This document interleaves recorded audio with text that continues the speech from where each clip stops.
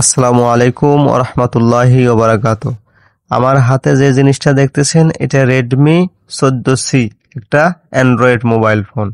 আসলে মূলত কথা হলো পকেটে টাকা থাকলেই সব জিনিস হয় না, আবার পকেটে টাকা না থাকলেও সব জিনিস হয় না।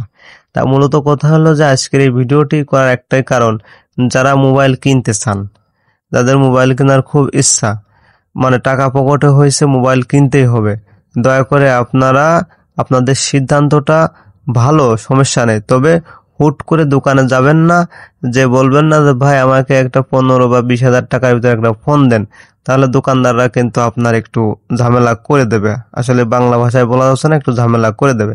এই জন্যই আপনি যখনই যে ফোনই আপনি কিনতে চান আগে চয়েস করে নেবেন যে আমি কোন ফোনটা কিনবো, বা আপনি ইউটিউব থেকে একটু রিভিউ দেখে নেবেন যে এই ফোনটা আপনার জন্য ভালো হবে, তাহলে রিভিউ দেখে গেলে আপনার জন্য বেশি ভালো হবে।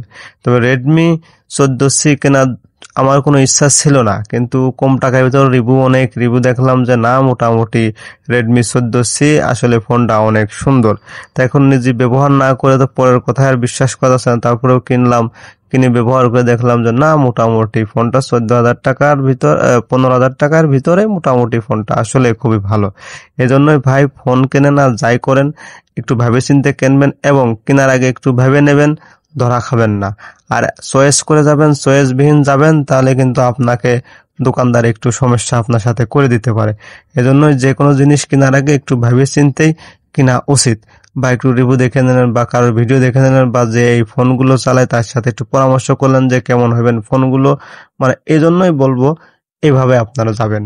তবে রেডমি এবং রিয়েলমি ফোনগুলো খুবই ভালো। দেখেন আমি যে ফোন দিয়ে ভিডিও করি এই ফোনটা আমার রিয়েলমি C25s, অনেক দিনকার একটা ফোন।